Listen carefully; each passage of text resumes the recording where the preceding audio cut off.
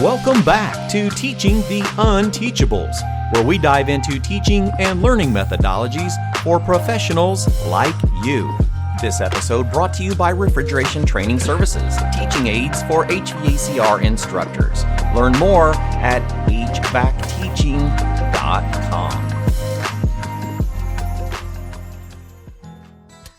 All right, everyone. Thank you for joining us on Did You Know the Institute-HVAC podcast. Today, we're spending time with Dick Wirz. Mr. Wirz, how are you, sir? Fine, thank you. Thanks for having me, Clifton. President of Refrigeration Training Services, LLC, as well as author of Commercial Refrigeration and Air Conditioning Technicians, a book that is really originally designed for refrigeration technicians that we can both relate on, but it's more about helping air conditioning technicians understand that they really are refrigeration technicians, even if they didn't think about themselves as being that. That's correct. So we both have a very common perspective, and you have so much more experience with this, and I think it's a great opportunity to shed light in, because not only have you been a technician as well as an author and a business owner, but you're also an educator for 15 years at the Northern Virginia Community College, correct? That's correct, yes. So you've got a lot of experience in making that transition. I think it's very important for us to discuss that transition, because a lot of people don't know if they can be a good educator. They might be a very good technician, but will they be a good educator? Because I know myself, I never looked at myself as an educator. I thought that I was going to be a commercial refrigeration technician the rest of my life. I enjoyed it. It was a good career, it had good money, a good travel. It actually took a recruiter contacting me saying, you know what? I think you're an educator and you don't realize it. And I was like, what does that mean to be an educator? And I think you have a lot of input that can help people who have wondered that same question. I'm a great technician, but would I be a good teacher? So where do we begin? Well, like I tell my students the first night, it's not a matter of whether you will be an HVAC teacher or not. It's just when. As soon as you start helping an apprentice understand HVAC or refrigeration, whatever you're working, you are now a teacher. Now, let's say that you have quite a bit of experience and somebody asks you to become a teacher. And the first thought in your mind is, do I know it well enough and how can I tell it? So true. I think if you look back at what were difficulties for you in understanding it, that's your start to helping others understand that. I personally, when I started, I had already been in the industry for 35, 40 years, and I thought I knew it all. And within the first couple of classes, I realized, darn, they're asking me questions I never even thought about. And so I went back to night schools, trade schools, manufacturer schools, and so forth for 2 years, then came back in and started teaching properly. That's how I got there. So the answer to the question, does a good technician make a good teacher? Yes and no. Yes, they have the knowledge. No, they need to refine it and understand what the students' needs are and take care of those needs. The worst thing that we can do is stand up there and pretend that we know it all. So true. And one time in my early career, I said something that was BS, and I kicked myself in the butt after class, and I said to myself, I'm never going to do that again. And from then on, it was, if I didn't know the answer, I said, I don't know that answer. I'll find out. I'll get back to you. And I got back to every one of my students. And even in my evaluations, the students said, you are the first instructor who ever said, I'll get back to you, and did. And I think that's so important that we learn right along with our students. So I take the information that I learn with every class, and I keep building on it and building on it and building on it. And I think that's what makes great instructors.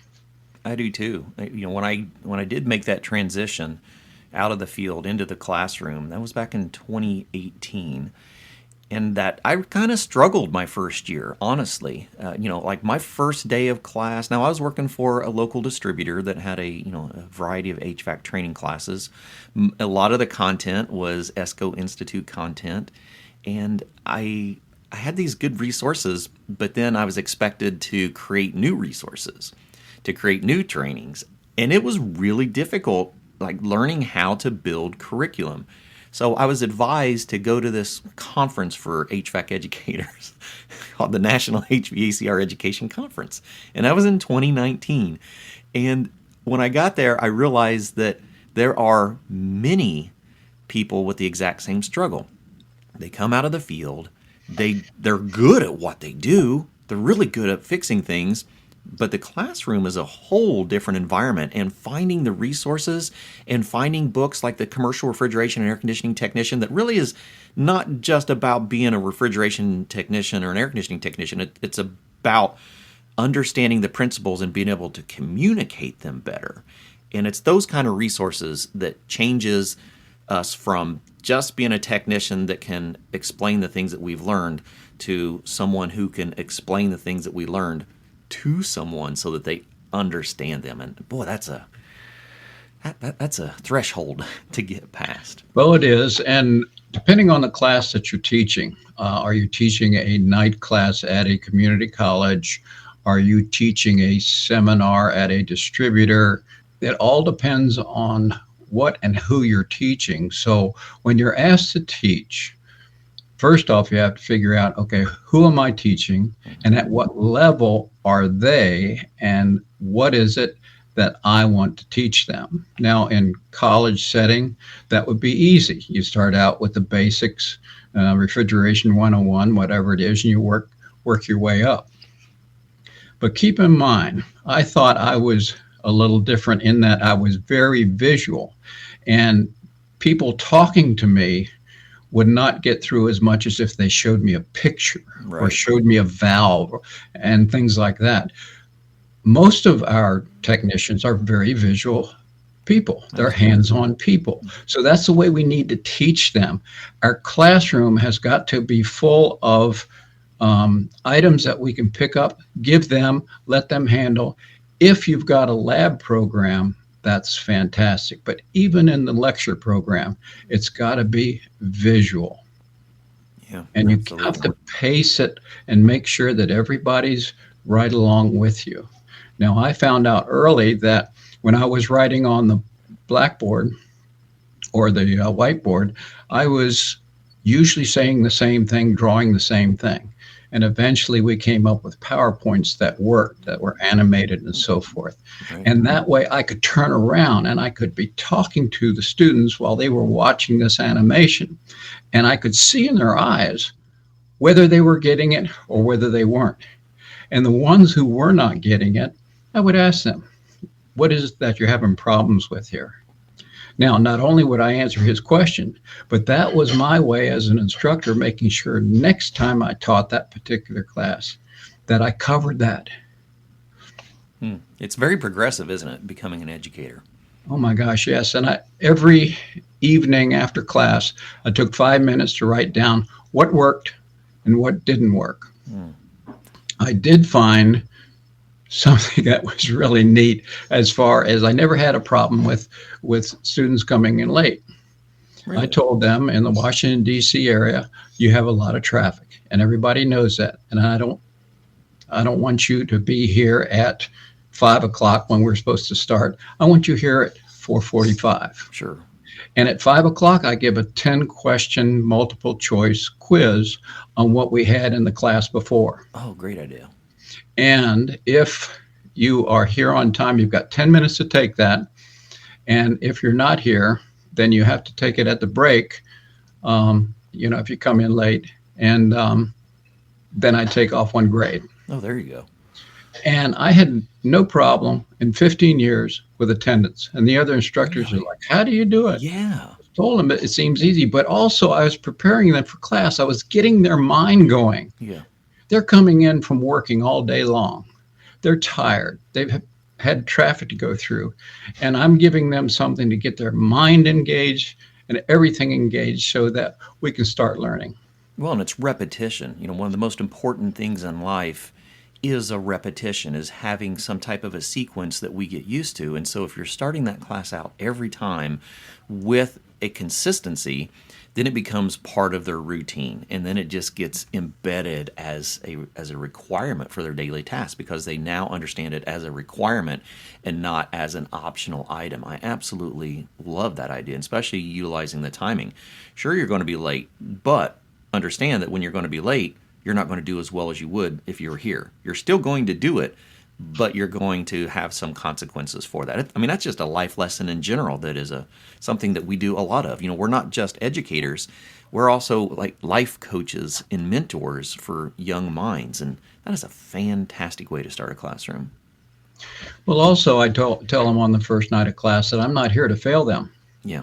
I'm here to teach them about refrigeration or whatever electrical that I'm teaching, and I'm going to do everything I can to make sure that they succeed. So I give those quizzes, and we have homework, so I'll make sure they're keeping up with it, and I make them accountable for what they're doing. Now, we did have 5-hour classes, half were lecture and half were lab. And I did give a break every 50 minutes in class, which was very important. Yes. And even sometimes when I realized that it was a subject that people were having trouble with or just boring or whatever, I would have a break quicker. Let's have a 10-minute break and let's get our act together. Or let's go down to the lab and go over this now, not wait for that. So keeping them engaged, those evening classes are tough on everybody, and we have to realize that. Yeah, even ourselves, because many of us that become especially adjunct educators, you're still working full-time jobs and then coming to class just like your students. So everyone is having a long day at that point. And so that consistency and understanding what the time schedule is going to be, and knowing that it is flexible depending on the curriculum, but having a sequence for us to continue at every class becomes very necessary for having a quality instruction. Right, and the PowerPoints that I use, most of them are animated and so forth. I gave out handouts for them so they could follow along and make notes on it. And so each of my handout took 6 slides, and there was enough space on there that they could jot down the notes and so forth. Just about all of their quizzes came from those notes, from those. So in other words, it's easy to get an A on a quiz. Just look at what we did last week on the handouts that I gave you. I like that idea. Make it easy, make it understanding. And also, if you have a chapter in a book, pick out the important things that you want them to understand. You don't necessarily have to go through the whole chapter piece by piece. That's boring. Right. I kind of ran on that same philosophy. Is I would take a chapter, and typically we would see, even in our bigger books, if we would take a chapter, we're typically going to find 5 or 6 key points within that chapter. And they're almost all designed that way, so that we have main items that we're going to be covering. And if you go back and typically even looking through our summaries of each chapters, we can see what a lot of those are. So keeping that consistency on those primary points of each chapter, giving them a resource for restudying, because a lot of times they're going to be doing their studying at home. Like they get a little bit of a break in the evening or during the day at lunch. They might want to regroup on the topics that were important out of that particular chapter. So I'm the same way. I think it's very important to stress the key topics of each chapter, and then build the assessments based off from those key topics as well. Yeah, and I think instructors have to be a little bit like actors. We have to, make it interesting and fun. And you don't have to be a jokester, but there are some things that are funny about what have happened. But I want to stress the point that don't give a whole bunch of examples of what you did when you were a technician. Some people blow that up to maybe a little bit of chest pounding. Others are being very, they're allowing others to know what mistakes they've made, but only those mistakes that are key to something that these students might possibly do that could hurt them. Yeah, absolutely. The safety aspects. So we have to watch the story time, but we do have to make it interesting.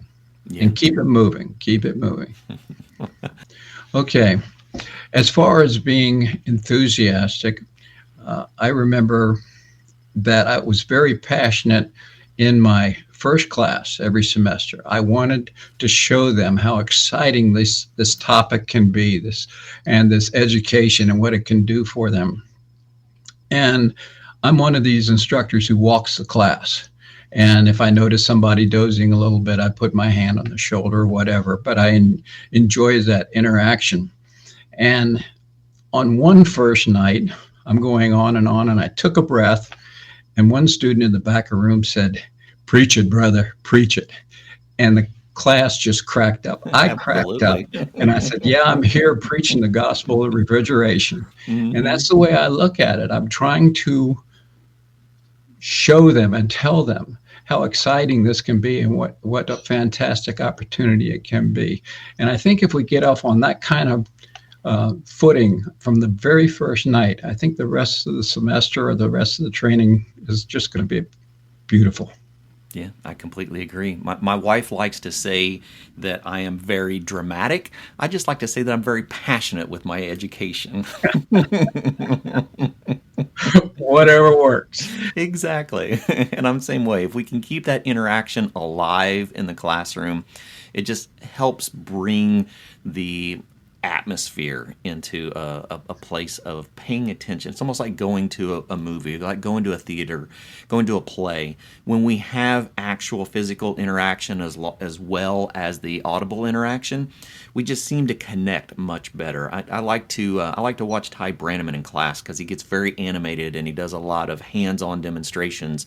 And I think that's important to do for all of us as educators, is to be interactive. We don't have to be a jokester, but boy, we can absolutely have fun and bring that message across the line when we're passionate about what we're doing. And we don't have to go too deep. You're right. We can very easily overextend ourselves into the conversation and show ourselves a little bit too much in the perspective versus showing the actual demonstration, right? It's easy for us to build ourselves up as technicians when we're educators, when in actuality we want to simplify it down to be able to get the message across. And those hands-on demonstrations, those interactions, those very simple, hey, I have broken one of these in the field before.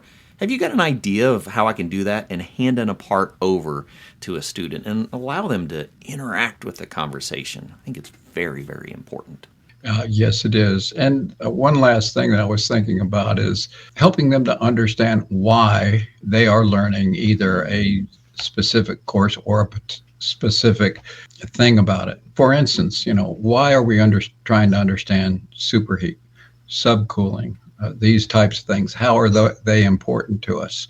Because if we just teach them all these fancy concepts, right, and don't relate them to how they're going to be using them later on, I think we miss the boat. Yeah, I do too. Good representation is part of the key of teaching a technician, because you're right, we're all very much visual learners. Right, for sure. Mr. Wirz, I really appreciate this conversation, and I look forward to many other topics. And for our audience, I highly encourage you to think about some of the items that you struggle with. As a technician becoming an educator, we have a variety of things that we're going to have to learn. New skill sets, right? It's a new tool for our tool bag. That's all it is. It's just a different type of tool. So think about some of those topics that you would like covered better. It could be, how do I build a PowerPoint presentation? How do I do a hands-on demonstration that's related to the topic as well as the presentation? How do I make this conversation more interactive? How do I discipline students? There's so many things we could talk about. So in the comments, leave us some ideas, and Mr. Wirz and I will come back and we'll do some follow-up conversations. Sound like a good idea? Sounds great. Mr. Wirz, I appreciate you so much for joining us today. I look forward to some future conversations as we try to help encourage technicians to become those educators that they never really thought that they were, but in all actuality, they have been doing for a long time. So we thank you very much for joining us today. Thanks for having me. I appreciate it.